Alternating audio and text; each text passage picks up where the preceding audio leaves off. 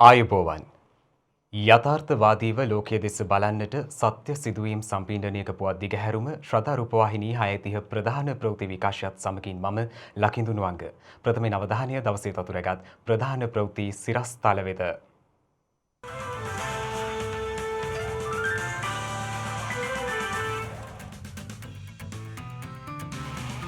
දිවුල පිටිය කොවිඩ් ආසාදිත කාන්තාවගේ ආශ්‍රිතයන් 71 දෙනෙකුට කොවිඩ් කන්ද කාඩුවට වඩා දිවුල පිටියේ තත්ත්වය භයානකයි. රජයේ වෛද්‍යවරුන්ගේ සංගමය අවධාරණය කරයි. ශිෂ්‍යත්වය හා උසස් පෙළ විභාගය සම්බන්ධ තීරණය හෙට. ලංකා රජය ඉල්ලා සිටි මුදල ගෙවූ බවට නිව් ඩයමන්ඩ් නෞකාව අයත් සමාගම පවසයි. කොවිඩ් වැළඳුණු ට්‍රම්ප් රෝහලෙන් පිටතට.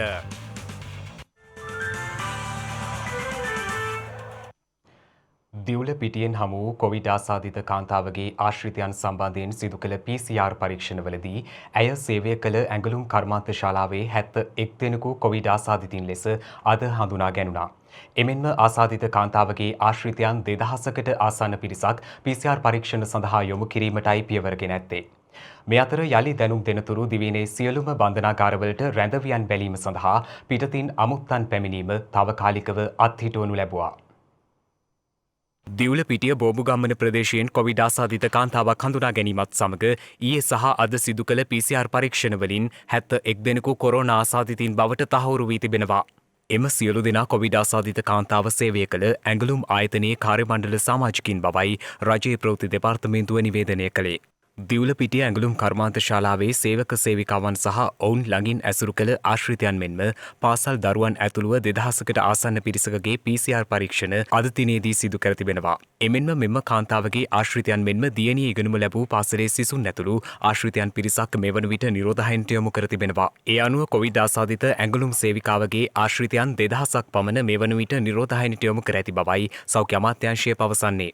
එමෙන්ම දැනට ඇඳිරි නීතිය පනවා ඇති වේයන්ගොඩ දිවුල පිටිය හා මිනුවන්ගොඩ පොලිස් බල ප්‍රදේශ තුනට පසුගිය දින 7 තුළ එම ප්‍රදේශ වෙත ගමන් කළ රෝග ලක්ෂණ පහළ වූ පුද්ගලයෙක් වේ නම් ඒ සම්බන්ධයෙන් දැනුම් දෙන ලෙසයි යුද හමුදාපතිවරයා ඉල්ලා සිටින්නේ.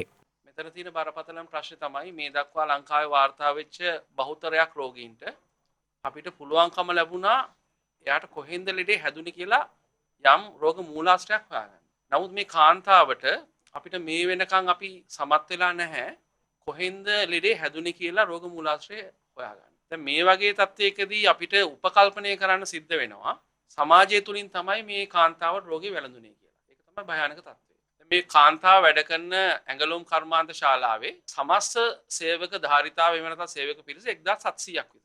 එතකොට මේ කාන්තාව වැඩ කරපු ඒ තට්ටුවේ විතරක් 683 දෙනෙක් වැඩ කරලා තියෙනවා. හිතා ගන්න පුළුවන් මේක කන්දේ කාඩුවට වඩා භයානකයි. ඊයේ දවසේ තුල අපි පරීක්ෂා කරපු PCR සාම්පල් 92කින් 69ක් පොසිටිව්. දැන් ප්‍රතිශතයක් විදිහට හදලා බලන්න 92කින් 69ක් පොසිටිව් කියන්නේ 100ට කොච්චරක් පොසිටිව් වෙලා. අද අපි දැන් ඉතුරු 1700න් ඉතුරු 1600ක් විතර ඉතුරු වෙලා තියෙන ඒ අය සාම්පල් පරීක්ෂා කරනවා නම් කීයක් පොසිටිව් වෙයිද? අවදානම කොච්චරක්? ඊළඟ අවදානම තමයි ලංකාව පුරාම මේ පිරිස ව්‍යාප්ත වෙලා තියෙන පුළුවන්. ඒ හින්දා අපි මේ මොහොතේදී කළ යුතු වැදගත්ම රාජකාරිය තමයි අවදානම තක්සේරු. අපි දන්නේ නැහැ මේක තව කොයිතරම් දුරට ව්‍යාප්ත වෙලාද කියලා. අපි ඉන්නේ මේ ඔක්කොම හඳුනා ගැනීමේ මුල් අවධියේ. ඒක නිසා අපි දන්නේ නැහැ කොච්චර ව්‍යාප්ත වෙලා තියෙනවද කියලා. ඒක නිසා විශේෂයෙන්ම ගම්පහ දිස්ත්‍රික්කයේ ජනතාවගෙන් අපි ඉල්ලා හිටිනවා පුළුවන් තරම් ගමන් බිමන් සීමා කරන්න.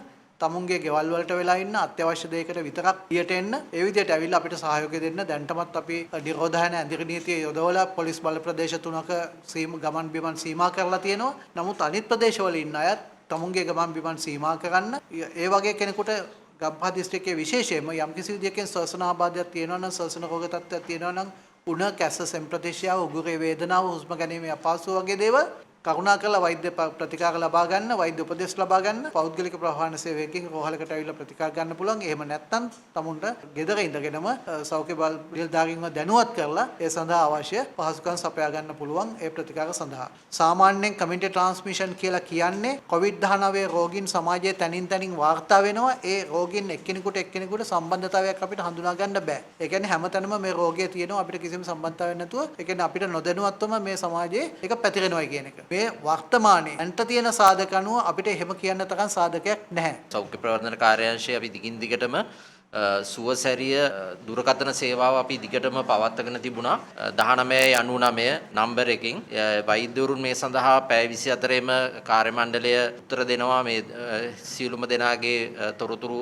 දැන ගැනීම සඳහා අවශ්‍ය උපදෙස් වෛද්‍ය උපදෙස් ලබා දෙනවා. ඒක දැනටමත් ක්‍රියාත්මකයි. ඒ නිසා ඔබට විශේෂයෙන්ම මේ කොවිඩ් තත්ත්වය ගැන හෝ Tamanට තියෙන රෝග ලක්ෂණ ගැන හෝ යම්කිසි ගැටලුවක් තියෙනවා නම් 1999 අංකයට අමතන්න අපි මේ සම්බන්ධව සියලුම විශේෂඥ වෛද්‍යවරු සහ වෛද්‍යවරුන් මේ සම්බන්ධව පැය 24ෙම මේ උත්තර දීමට වැඩපිළිවෙලක් යොදලා තියෙන්නේ. මේ අතර ඊයේ දිනේදී මෙරටින් නව කොවිඩ් ආසාදිතයින් 7 දෙනෙකු හඳුනාගත් අතර ඔවුන් සහ අද දිනේදී හඳුනාගත් ආසාදිතයින් සමග මෙවන විට මෙරටින් වාර්තා වන සමස්ත කොවිඩ් ආසාදිතයින් සංඛ්‍යාව 3473ක් දක්වා ඉහළ ගොස් තිබෙනවා. ඒ අනුව තවදුරටත් ආසාදිතයින් 201 දෙනෙකු වෛද්‍ය අධීක්ෂණය යටතේ පසුවන අතර වෛරස් ආසාදිතයයි සැක සහිතව වෛද්‍ය අධීක්ෂණය යටතේ පසුවන පුද්ගලයන් සංඛ්‍යාව 56ක්. එමෙන්ම මේ වන විට සුවය ලැබූ පුද්ගලයන් සංඛ්‍යාව දැක්වෙන්නේ 3259ක් ලෙසයි. අනවශ්‍ය ලෙස පුද්ගල ඒකරාශීවීම් සිදුවන කටයුතුවලින් වැළකී පෙර අනුගමනය කළ සෞඛ්‍යාරක්ෂිත ක්‍රියාමාර්ගයන් අනුගමනය කිරීමට ජනතාව යොමු විය යුතු බව වසංගත රෝග විද්‍යායකගේ ප්‍රධානී විශේෂඥ වෛද්‍ය සුදත් සමරවීර මහතා පවසනවා. COVID-19 රෝගය මේ විදිහට සමාජයෙන් කොයි මොහොතක හරි ඉස්මතු වෙන්න පුළුවන්. ඉතින් ඒ නිසා විශේෂයෙන්ම ජනතාව අද ගත්තහම ගම්පහ දිස්ත්‍රික්කය මේ පිළිබඳව අවදානම් කලාපයක් බවට පත් වෙනවා. ඒ නිසා විශේෂයෙන්ම ගම්පහ දිස්ත්‍රික්කයේත් ඒ වගේම ගම්පහට ආශ්‍රිතව නිතරම සංචරණය සිදුවෙන කොළඹ දිස්ත්‍රික්කයේ ජනතාව ඉතාමත්ම විමසිලිමත් වෙන්න ඕන. විශේෂයෙන්ම ලංකාවේම ජනතාව සමාජයට ආවහම මීටර එක දුරස්ථභාවය පවත්වාගෙන යාම, මුඛාවරණ පැළඳීම, අත නිතරම සවන් යොදා සේදීම දිගින් දිගටම කරන්න ඕන. ඒ වගේම විශේෂයෙන්ම ඉල්ලා හිටිනවා මුළු ලංකාවේම විශේෂයෙන්ම ගම්පහ සහ කොළඹ දිස්ත්‍රික්කවල අනවශ්‍ය විදියට ගැවසෙන ජනතාව ඒකරාශී වෙන කටයුතු කරන්න එපා. ඒ වගේ දේවල් තියෙනවා නම් අත්‍යවශ්‍ය නොවන සියලුම දේවල් අවලංගු කරන්න, කල් දමන්න. ඒ වගේම තමයි විශේෂයෙන්ම ගම්පහ දිස්ත්‍රික්කය තුළ යම්කිසි කෙනෙකුට ශ්වසන රෝග තත්ත්වයක් තියෙනවා නම් උණ කැස්ස සෙම්ප්‍රතිශ්‍යාව, උගුරය වේදනාව, ඒ වගේම හුස්ම ගැනීමේ අපහසුතාවය වගේ රෝග ලක්ෂණ තියෙනවා නම් වහාම රෝහලකට යන්න, රජයේ රෝහලකට යන්න ගිහින් වෛද්‍යවරු හමු වෙලා තමුන්ගේ රෝග ලක්ෂණ පිළිබඳව කතා බහ කරගන්න. එතකොට වෛද්‍යවරු තීරණය කළොත් PCR පරීක්ෂණයක් කරන්න අවශ්‍යයි කියලා PCR පරීක්ෂණ කරනවා. අපි ඒ ආකාරයට ගම්පහ දිස්ත්‍රික්කය තුළ විශේෂයෙන්ම මේ ශ්වසන ආබාධ තියෙන අය අතර PCR පරීක්ෂණ කිරීම වැඩි කරලා තියෙනවා. ඒ තත්ත්වය යටතේදී යම්කිසි විදියකින් මේ සමාජය තුළ තවත් COVID-19 රෝගීන් හිටිනවා අපිට ඔන්න අඳුනා ගැනීමට හැකි වෙනවා. අපිට හමු වුණු COVID-19 රෝගියාගේ සමීප ආශ්‍රිතයින් අතර PCR පරීක්ෂණය කරනවා වගේම මේ ප්‍රදේශවල යම්කිසි විදියකින් සමාජයේ තවදුරටත් COVID-19 රෝගීන් සිටීදැයි අඳුනා ගැනීම සඳහා අපි ඉදිරි දින කිහිපය ඇතුළතදී සමාජය තුළ එම ප්‍රදේශ තුළ ජනතාවගේ PCR පරීක්ෂණ කිරීම සඳහා වැඩපිළිවෙලක් යොදවා තියෙනවා. ඒ වගේම තමයි ගුවන් තොටුපළේ කාර්ය මණ්ඩලයේ PCR පරීක්ෂණ කිරීමට, ඒ වගේම කොළඹ වරාය තුල PCR පරීක්ෂණ කිරීමට අපි වැඩි කිරීමට කටයුතු කරලා තියෙනවා. විශේෂ PCR පරීක්ෂණ ප්‍රමාණයක් ඒ ස්ථානවල සිදු කරනවා. මේ අවස්ථාව වන විට අපිට සංචාරණය සීමා කිරීමට අවශ්‍ය වෙලා තියෙන්නේ ඒ පොලිස් බල ප්‍රදේශ කිහිපයක පමණයි. එතනින් එහාට වගේ කරන්න අවශ්‍ය වෙන්නේ නැහැ. ඒ වගේම එයත් දිගින් දිගටම පවත්වාගෙන යාමේ අවශ්‍යතාවයක් අපි දකින්නේ නැහැ මේ අවස්ථාව වන විට. බලාපොරොත්තු වෙනවා බොහොම ඉක්මනටම ජනතාවගේ මේ ජන ජීවිතය ආපසු යථා ස්වභාවයට අපිට පත් කරගන්න පුළුවන් වෙයි කියලා. ඒ නිසා මේ අවස්ථාවේදී යම්කිසි විදියකින් බිය වෙලා තමුන්ගේ ගෙදරට බඩු එකතු කර ගැනීම, මිලදී ගැනීමට යාම අවශ්‍ය වන්නේ නැහැ. ඒ වගේ අවස්ථාවකට ගිහිල්ලා ජනතාව තෙරපෙනවා, ඒකකාශී වෙනවා. ඒක තමයි හොඳ නැත්තේ. ඒක නොකර සාමාන්‍ය පරිදි කලබල නොවී ඉන්නවා නම් ඒක ඉතාමත්ම වැදගත්. පවතින තත්ත්වය හමුවේ සියලුම පාසල්වල දෙවන වාර නිවාඩුව අද සිට ක්‍රියාත්මක කිරීමට අධ්‍යාපන අමාත්‍යාංශය පියවර ගනු ලැබුවා. මේ අතර මෙම මස පවත්වන්නට නියමිත උසස් පෙළ සහ පහ ශ්‍රේණී ශිෂ්‍යත්ව විභාගයන් පැවැත්වීමේ දින සම්බන්ධ තීරණය ඉදිරියේදී ප්‍රකාශයට පත් කරන බව අධ්‍යාපන අමාත්‍ය ජී.එල්. පීරිස් මහතා පවසනවා. එළඹෙන 12 වනදා ආරම්භ වන අධ්‍යයන පොදු සහතික පත්‍ර උසස් පෙළ විභාගය සහ එළඹෙන 11 වනදා පැවැත්වෙන පහ ශ්‍රේණිය ශිෂ්‍යත්ව විභාගයේ කල් දැමීම සම්බන්ධයෙන් මෙතෙක් තීරණයක් ගෙන නොමැති බවයි විභාග කොමසාරිස් ජෙනරාල් සනත් පූජිත මහතා පවසන්නේ. කොරෝනා වසංගත තත්ත්වය හමුවේ අගෝස්තු මාසයේ පැවැත්වීමට නියමිතව තිබූ එම විභාග දෙකම මේ මාස දක්වා මීට පෙර කල් දමා තිබුණා. අපි පැහැදිලි ස්ථාවරයක හිටියා කිසිම අවදානමක් පාසල්වල ළමයින් සම්බන්ධයෙන් පිළිගන්න බෑ කියලා. එම නිසා එක විටම අපි තීරණය කළා 9 වන සිකුරාදා ආරම්භ වීමට තිබුණු පාසල් නිවාඩු මුළු දිවයිනටම බලපාන පරිදි අද සිට ක්‍රියාත්මක කිරීම. මේ තීරණය බලපානවා රටේ සියලුම පාසල්, පෙර පාසල්, පිරිවෙන් හා උපකාරක පන්තිවලට. ඒ වගේම උසස් අධ්‍යාපන අමාත්‍යාංශයේ යටතේ ක්‍රියාත්මක වන සමහර ආයතන පිළිබඳවත් ඒ විදිහම තීරණයක් අපි ගත්තා. දැන් තව ප්‍රශ්නයක් මේ සම්බන්ධයෙන් මතුවනවා. ඒ තමයි ශිෂ්‍යත්ව විභාගය හා අධ්‍යාපන පොදු සහතික උසස් පෙළ විභාගය. මේ විභාග දෙකම එන සතියේ පැවැත්වීමට තමයි නියමිත වෙලා තිබෙන්නේ. හැකිනම් දීර්ඝ ප්‍රමාදයකින් තොරව ඉස්සෙල්ලා තීරණය කරපු විදිහට පැවැත්වීමේ උත්සාහයක් තිබෙනවා. ශිෂ්‍යත්ව විභාගයේ පවත්වන්නට නියමිත වෙලා තිබෙන්නේ ඉරිදා ඔක්තෝබර් 11. අධ්‍යාපන පොදු සහතික උසස් පෙළ විභාගයේ සඳුදා ඔක්තෝබර් 12. දැන් මේ විභාග පවත්වනවා නම් සෞඛ්‍ය ක්ෂේත්‍රයේ නිලධාරීන්ගේ උපදෙස් ලබාගෙන විශේෂ සෞඛ්‍ය ආරක්ෂක පියවර යටතේ තමයි විභාග පැවැත්වීමට කටයුතු සැලසිය යුත්තේ. දැන් මේ විභාග මේ විදිහට පවත්වනවා නම් මේ සිකුරාදාට පෙර ඒ දෙමව්පියන්ගෙන් ලබා ගන්නට සිදු වෙනවා ඒ දරුවන්ගේ සෞඛ්‍ය පිළිබඳ සම්පූර්ණ විස්තර. ඒ කියන්නේ පෝර්මය ඒ ළමයින්ගේ ගෙවල් වලට යවලා ඒ ළමයින් පිළිබඳ තොරතුරු ලබා ගැනීම පස්සේ ඒ ළමයින් සොයා ගැනීමට ක්‍රමානුකූල වැඩපිළිවෙලක් සකස් කිරීමත් අවශ්‍යයි. ඒ වගේම සාමාන්‍ය ආරක්ෂක පියවර ඉතාමත් දැඩි ලෙස ඒ රීතියේ ක්‍රියාත්මක කිරීමට සිදු වෙනවා. ඉතාමත් එක දෙයක් පැහැදිලිව ප්‍රකාශ කරන්න ඕනේ මේ සියල්ලක්ම කරන්නේ තීරණාත්මක සාධකයකට යටත්. ඒ තීරණාත්මක සාධකය තමයි මේ දූ දරුවන්ගේ සෞඛ්‍යය. මොන තීරණයක් ගත්තත් ඒකට යටත්ව තමයි මේ සියලුම කටයුතු කෙරෙන්නේ. එම නිසා අද හෙට ඉතාමත් ඉක්මනින් අපි අවසාන තීරණයක් ගන්නවා මේ විභාග දෙක ගැන. උද්ගත වූ අයහපත් සෞඛ්‍ය වාතාවරණයේ හේතුවෙන් විභාග සහතික පත්‍ර නිකුත් කිරීම මාර්ගගත ක්‍රමය ඔස්සේ පමණක් සිදු කරන බවයි විභාග දෙපාර්තමේන්තුව දැනුම් දෙන්නේ. ඒ අනුව විභාග කොමසාරිස්වරයා පෙන්වා දෙන්නේ නිරෝධායන හේතු මත දෙපාර්තමේන්තු පරිශ්‍රය තුළට මහජන පැමිණීම සීමා කර ඇති බවයි. එමෙන්ම නැවත දැනුම් දෙනතුරු එම දෙපාර්තමේන්තුවේ එක් දින හා සාමාන්‍ය සේවා කවුළු තාවකාලික වසා තැබෙන බවද ඒ මහතා ප්‍රකාශ කර තිබෙනවා. මේ අතර ශ්‍රී ලංකා බෞද්ධ හා පාලි විශ්වවිද්‍යාලයේ අද ආරම්භ වීමට නියමිතව තිබූ ශාස්ත්‍රවේදී බාහිර උපාධි 3 වන වසරේ පරීක්ෂණ දින නියමයක් නොමැතිව කල් දමා ඇති බවයි එම විශ්වවිද්‍යාලය නිවේදනය කළේ. සමාජය තුළ මතු ඇති කොවිඩ් වෛරසය පැතිරීමේ අවදානම සමග ජනතාව පොදු ප්‍රවාහන සේවා භාවිතයේදී වඩාත් සැලකිලිමත් විය යුතු වනවා.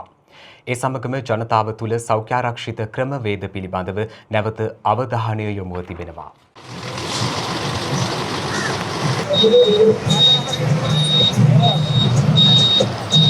සීට් ගන්නට වගේ තමයි යාවේ. සෙනග අතු බස් ටිකක් අහුනොත් පුළුවන් නැත්තම් අමාරුයි. බස් මදි. නෑ සීට් ගන්නට නේ. ඉතින් යන්න පුළුවන් කොයි විදිහට? පොඩ අමාරුයි ඉතින් ඒ වුණාට ඉතින් කරන්න වෙනවනේ උදේට. ප්‍රයිවට් බස් වල එහෙම එකක් නැහැ නේ. ඉතින් ඒගොල්ලෝ සීට් හිටගෙනත් එනවා. සීට් ගන්නට වයස අමාරු. කො මුඛාවරණය.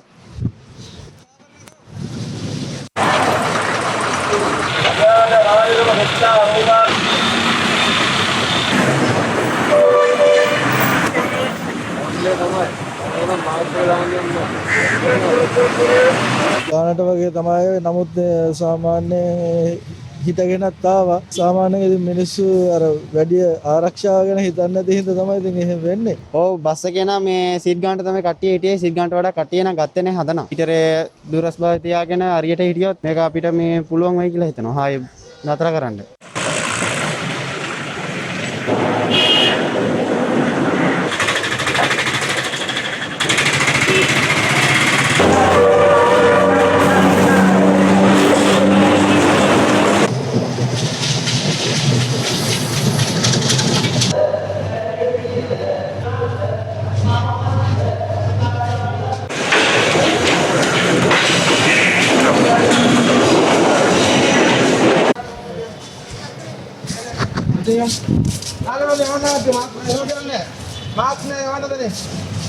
අපි පරිස්සම් වෙන්න ඕනේ ඉතින්.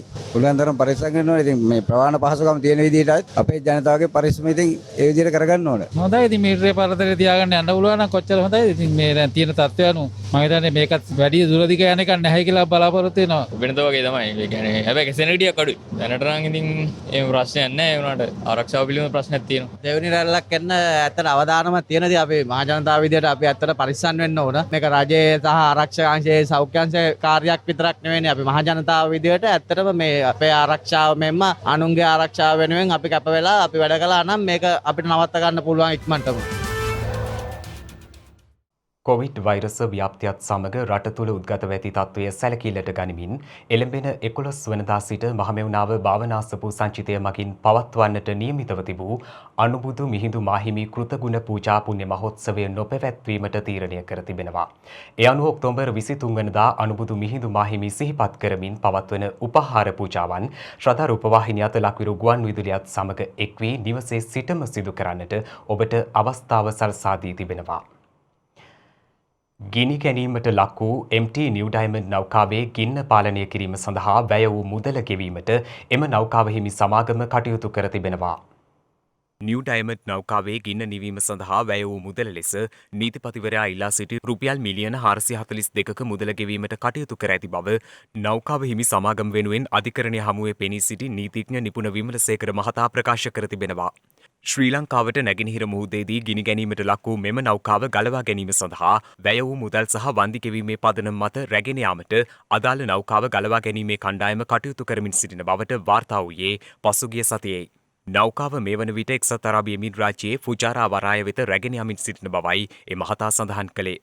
එහිදී බොරතෙල් තවත් නෞකාවන්ට පොම්ප කිරීමෙන් පසු නැව කැබිලි කිරීමට පියවර ගන්නා බවද නීතිඥවරයා පෙන්වා දී තිබෙනවා. මේ අතර නිව් ඩයමන්ඩ් නෞකාව හිමි සමාගමෙන් රුපියල් මිලියන 442ක මුදලක් ලැබී ඇත්තේ සමුද්‍ර දූෂණය සඳහා වන වන්දි මුදල් ලෙස නොව ගින්න නිවීම සඳහා වැය වූ මුදල් ලෙස බව නීතිපති දෙපාර්තමේන්තුව පවසනවා. නීතිපතිවරයාගේ සම්බන්ධීකරණ නිලධාරිණී රජයේ අධිනීතිඥ නිශාරා ජයරත්න මෙනවිය සඳහන් කළේ සමුද්‍ර දූෂණය සඳහා වන වන්දි මුදල්ද අදාළ සමාගමෙන් අය කර ගැනීමට අවශ්‍ය පියවර ගෙන ඇති බවයි. ලෝක තැපැල් දිනයට සමගාමීව අද සිට ඔක්තෝබර් 10 වනදා දක්වා ජාතික විද්‍යුත් කළමනාකරණ සතියක් නම් කර තිබෙනවා. විද්‍යුත් අපද්‍රව්‍ය නිසි ලෙස බැහැර නොකිරීම මගින් පරිසරයට සිදුවන හානිය අවම කිරීමේ අරමුණින් මෙය ක්‍රියාත්මක වනවා. ඒ අනුව නිවෙස්වල එකතු වන විද්‍යුත් අපද්‍රව්‍ය මෙම සතිය තුළ තැපැල් කාර්යාලවලට ගෙනවිත් බාර දිය හැකි බවයි තැපැල්පති රංජිත් ආරියරත්න මහතා සඳහන් කරන්නේ.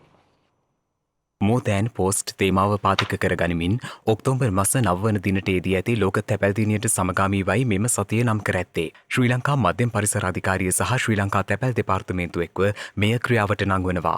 මෙම සතියක කාලය තුළ මුළු දිවයිනම ආවරණය වන පරිදි නිවෙස්වල එකතු වන විද්‍යුත් අපද්‍රව්‍ය එක්රැස් කිරීමට කටයුතු කරන බවයි තැපැල්පති රංජිත් ආරියරත්න මහතා සඳහන් කළේ. විවිධ විවේචනාව අපි මොකටද මේ කුණු ගොඩවල් අපේ කන්තෝරවල ගන්නෙ? අපි මොකටද අපේ කාර්ය මණ්ඩලයේ මේ කුණු එකතු කරන්න පාවිච්චි කරන්නේ? නමුත් මේක අපේ සමාජ වගකීමක්. අපි මේ පරිසරය භුක්ති විඳිනවා නම්, ඒ පරිසරයට හානි කරනවා නම්, ඒ යථාවත් කිරීම අපේ පරම වගකීමක් විදිහට අපි සලකනවා. ඒ වගකීම අපි මේ අවුරුද්දේ අංශ දෙකක් යටතේ ක්‍රියාත්මක කරන්න අපේක්ෂා කළා. පළවෙනි එක තමයි ලෝකයේ ගත්තාම අපිරිසුදුම මුහුදු වල අතරින් පස්වෙනි ස්ථානයේ ශ්‍රී ලංකාව. ඒක නිසා අපි සැලසුම් කර තිබුණා සමුද්‍රීය පාරිසරික ආරක්ෂණ අධිකාරිය සමග ඒකාබද්ධ වෙලා අපේ ඉන්න 26000 කාර්ය මණ්ඩලය සම්බන්ධ කරගනිමින් මේ රටේ ප්‍රජාව ඒ වගේම විවිධ රාජ්‍ය ආයතන සම්බන්ධ කරගනිමින් එක් දිනයක් තුළ ලංකාව පුරාම මුහුදු වෙරළ පිරිසුදු කිරීම. දෙවෙනි සැලැස්ම තමයි අපි අද දවසේ මේ ක්‍රියාවට නංවන්නේ. අපි අද කැලෑ කැපීම සම්බන්ධව පරිසරයේ විනාශයන් පිළිබඳව රටේ කතා වෙන්න පටන් ගන්නවා. මම මේ පෞද්ගලිකව සොයා බැලුවා. විශේෂයෙන්ම මේ සමහර සමාජ මාධ්‍ය ජාල ඉතාමත් අසත්‍ය විදිය ප්‍රවෘත්ති දිනෙන් දිනම පළ කරන බව අපිට වාර්තා වෙනවා. කෙසේ වෙතත් මේ සිදුවීම් සියල්ලට මොන තරාතිරම කෙනෙක් සම්බන්ධ වුණත් අපි ඇයට නිදහසක් දෙන්නේ නැtei කියන එක මම සිර වශයෙන් කියනවා. ඒ වගේම මේ වැරදි කරන අයට පරිසර දූෂණ වලට සම්බන්ධ වෙන අයට දඬුවම් දීම සඳහා ක්‍රමවේදයක් සකස් කරලා තියෙනවා. පනතේ තිබෙන වගන්තියන් වල ඒක ප්‍රමාණවත්. දැන් මේ වෙනකොට මධ්‍ය පරිසර අධිකාරිය ඒ පනත සංශෝධනය කරගෙන සමහර දඩ මුදල් 10 ගුණයකින් විතර අපි කිව්වා වැඩි කරන්න කියලා. ඉතින් ඉහළ දඩ මුදල් හැදෙවුවොත් ඒ වගේම සිර දඬුවම් නියම කරොත් විතරයි මේ වයින් බොහොමයක් බලක් ගන්න පුළුවන්කම ලැබෙන්නේ. සම්වර්ධනය කරන ගමන් පරිසරය ආරක්ෂා කිරීම ලේසි නැති බව අපි දන්නවා. අපිට සම්වර්ධනය නතර කරන්න හැබැයි පරිසරය විනාශ වෙන්න ඉඩ දෙන්නත් බෑ. ඒ නිසා පරිසරය ආරක්ෂා කරගෙන මේ රට සම්වර්ධනය කිරීමේ වැඩපිළිවෙල තමයි අපිට තියෙන අභියෝගය. අනිවාර්යයෙන් මේ අභියෝගය අපි ජයග්‍රහණය කරන්න කටයුතු කරනවා කියන එකත් මම මේ අවස්ථාවේ සඳහන් කරන්න කැමතියි. කලාවැව සම්බන්ධයෙන් වූ තොරතුරු ඇතුළත්ව ඇති බවට සැක කළ හැකි සෙල්ලිපියක් බවට අනුමාන කළ හැකි ගල් තලාවක් ඒ ආශ්‍රයෙන් මතුව ඇති පුවතක් අපට වාර්තා වුණා. ධාතුසේන රජු විසින් පස්වන සියවසේදී කලාවැව ඉදිකරවනු ලැබූ බව ඓතිහාසික මූලාශ්‍රවල සඳහන් වනවා. ධාතුසේන රජු තම එකම වස්තුව ලෙස සැලකුවේද කලාවැවවීම විශේෂත්වයක්. කලාවැව ආශ්‍රිතව දැනට පවතින පැරණිම පුවරුව ලෙස සැලකිය හැකේ එංගලන්තයේ වික්ටෝරියා මහරජුණගේ රාජ්‍යත්වයේ 50 වන සංවත්සරය වෙනුවෙන් 1887 දී එවකට ලංකේශ්වර වූ ශ්‍රීමත් ආතර් හැමිල්ටන් ගෝල්ඩන් විසින් කලාවැව ප්‍රතිසංස්කරණය කළ බවට තොරතුරු ඇතුළත්ව ඉදිරිපත් කර ඇති ස්තම්භයක්.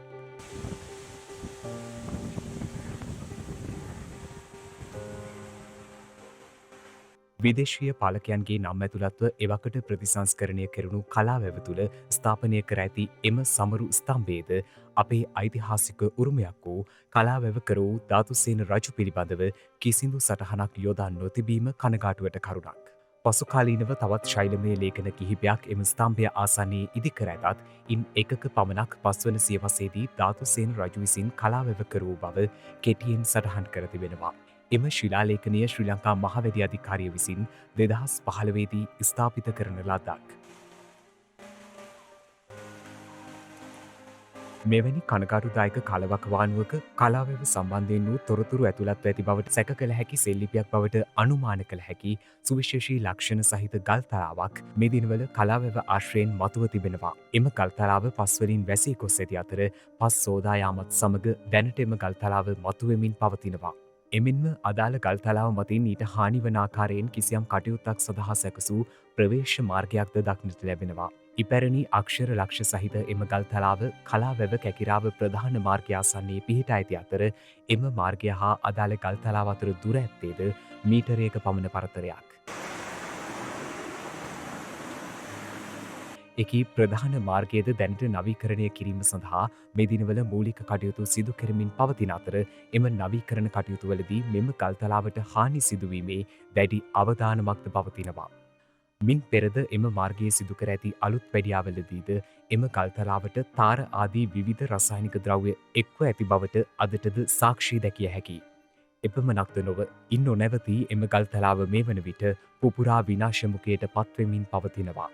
එබැවින් ඓතිහාසික මූලාශ්‍රයක් මෙතෙක් හමු නොවූ කලාවැව භූමියේ ස්වභාව ධර්මයා විසින් මේ මතු කර දෙමින් සිටින්නේ කලාවැවේ තවත් යටගිය අතීත තොරතුරු දැයි සොයා බලා එම ස්ථානය ආරක්ෂා කිරීමට මෙන්ම අපේ අතීත උරුමයේ ගෞරවය එහි සැබෑ නිර්මාණකරුවන්ට ලබා දීමද සිදු කළ යුතුයි.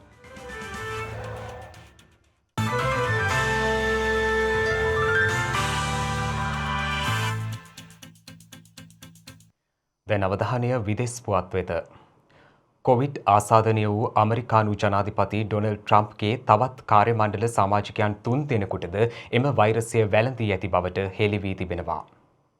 විදෙස් මාධ්‍ය වාර්තා කළේ තම ආධාරකරුවන් පුදුමයට පත් කරමින් මුඛ ආවරණයක් පැළඳ සිටි ජනාධිපතිවරයා තම මෝටර් රථයේ සිට ආධාරකරුවන්ට ආචාරය පළ කළ බවයි. මෙලෙස වෛරසය සඳහා ප්‍රතිකාර ලබන අතරතුර ජනාධිපතිවරයා සිය ආරක්ෂකයන්ද කැටුව මෝටර් රථයක නැගී ගමන් කිරීම බොහෝ වෛද්‍ය විශේෂඥයින්ගේ විවේචනයට බඳුන් වී තිබෙනවා. සිය රථයේ පිටුපස සිට මුඛාවරණයක් පැළඳ එහි ජනේලයෙන් තම ආධාරකරුවන් වෙත අතවනමින් ගිය කෙටි ගමන ජනාධිපතිවරයා විසින්ම සිය කාර්ය මණ්ඩලය පවා අනතුරු හෙළීමක් බවයි ඔවුන් පෙන්වා දී ඇත්තේ. ඔහුගේ එම හැසිරීම වෛරස ව්‍යාප්තියට ඉහළ හැකියාවක් ඇති බව වෛද්‍ය විශේෂඥයින් අවධාරණය කර තිබෙනවා. එමෙන්ම ඇමරිකානු ජනාධිපතිවරයා මාරාන්තික රෝගයක බරපතලකම වටහාගෙන ඇති බවක් එහිදී නොපෙන්නූ බවයි විදෙස් වාර්තා පෙන්වා දෙන්නේ. මේ අතර කොරෝනා වෛරසය ආසාදනය වූ ඇමරිකානු ජනාධිපති ඩොනල්ඩ් ට්‍රම්ප්ගේ තවත් කාර්යමණ්ඩල සමාජිකයින් 3 දෙනෙකුටම එම වෛරසය වැළඳී ඇති බවට හෙළි වී තිබෙනවා. ඒ අතරට ට්‍රම්ප්ගේ පුද්ගලික සහායක 2020 ජනාධිපතිවරණ ප්‍රචාරක වැඩසටහනේ කළමනාකරුද අයත් වන බවයි විදෙස් මාධ්‍ය වාර්තා පෙන්වා දෙන්නේ. ඇමරිකානු ජනාධිපතිවරයා සහ ඔහුගේ බිරිඳ කොරෝනා ආසාදිතයින් බවට හඳුනා ගැනීමත් සමග ඔවුන් සමීපව ඇසුරු කළ පුද්ගලයන් 9 දෙනෙකු මේ වන විට වෛරසයට ගොදුරු වී ඇති බවද විදෙස් මාධ්‍ය වාර්තා වැඩිදුරටත් සඳහන් කරනවා. ලොව වැඩිම කොරෝනා මරණ හා ආසාදිතින් සංඛ්‍යාවක් වාර්තා වන ඇමරිකාවේ මුළු කොවිඩ් ආසාදිතින් සංඛ්‍යාව 76,36,912ක් දක්වා ඉහළ ගොස් තිබෙනවා. ඒ ගත වූ පැය 24 තුළ නවාසාදිතයින් 34066 දෙනෙකු වාර්තා වීමත් සමගයි. එමෙන්ම ගත වූ පැය 24 තුළ නව මරණ 332ක් හඳුනා ගැනීමත් සමග එරටින් වාර්තා වන සමස්ත COVID-19 මරණ සංඛ්‍යාව 2,14,611ක් බවයි විදෙස් වාර්තා පෙන්වා දෙන්නේ. මේ අතර ඉන්දියාවෙන් ගත වූ පැය 24 තුළ ලොව වැඩිම මරණ සහ ආසාදිතයින් වාර්තා වී තිබෙනවා. ඒ අනුව ගත වූ පැය 24 තුළ නව ආසාදිතයින් 74,767ක් වාර්තා වී ඇති බවයි විදෙස් මාධ්‍ය වාර්තා කරන්නේ. එමෙන්ම රටින් ගත වූ පැය 24 තුළ නව මරණ 902ක් වාර්තා වී තිබෙනවා. මේ වන විට ඉන්දියාවේ සමස්ත මරණ සංඛ්‍යාව 1,27,404ක් දක්වා ඉහළ ගොස් ඇති අතර සමස්ත ආසාදිතයින් සංඛ්‍යාව 66,23,815ක් ලෙසයි දැක්වෙන්නේ. මේ අතර නවසීලන්තයේ යළි කොරෝනා වෛරසය පැරදූ බව එරට අගමැති ජසින්ඩා ආඩන් ප්‍රකාශ කර තිබෙනවා. ඒ අනුව අද සිට නවසීලන්තයේ විශාලතම නගරය වන ඔක්ලන්ඩ්හි පනවා තිබූ කොරෝනා සීමාවන් ඉවත් කෙරෙන බවයි ඇය සඳහන් කළේ.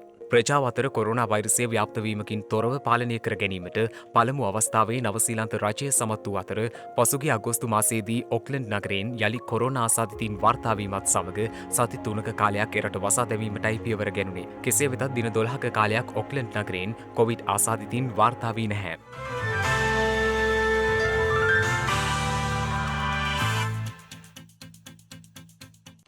දිනක සටහන් නිමවන්නට මත්තෙන් හෙට දවසේ වැදගත්කම ගැනයි මේ අවධානය.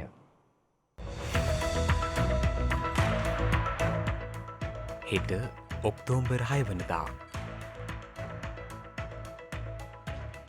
යුනෙස්කෝ සංවිධානය විසින් නම් කරන ලද ලෝක කුරු දිනය ඔක්තෝබර් 5 වන දිනට එනම් අද දිනට යෙදී තිබෙන නමුත් ලංකාවේ ලෝක ගුරු දිනය සමරනු ලබන්නේ ඔක්තෝබර් මාස 6 වන දිනයි. ඒ ගුරුවරුන්ගේ දිගුකාලීන අරගලයක ප්‍රතිඵලයක් ලෙස ශ්‍රී ලංකා ගුරු සේවා ව්‍යවස්ථාව සම්මත කරගනු ලැබුවේ 1994 ඔක්තෝබර් 6 වනදා වීම හේතුවෙන්.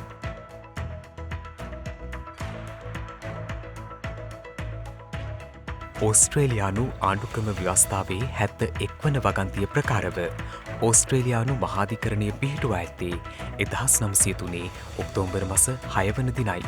මහාධිකරණයේ පළමු රැස්වීම පැවැත්වූයේ මෙල්බර්න්හි ශ්‍රේෂ්ඨාධිකරණ ගොඩනැගිල්ලේ බැන්කෝ අධිකරණයේදී.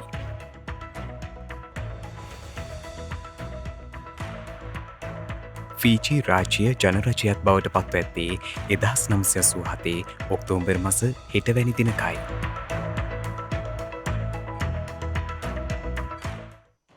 ඒ සමගින් ශ්‍රද්ධා ප්‍රධාන ප්‍රවෘත්ති විකාශය නිමාවට පත්වනවා. හමුවෙමු හෙටත් සවස 6:30ට. මෙවැනි වැදගත් නැරඹීම සඳහා ශ්‍රද්ධා TV News YouTube චැනලය සබ්ස්ක්‍රයිබ් කර සීනුව සලකුණු වන්න.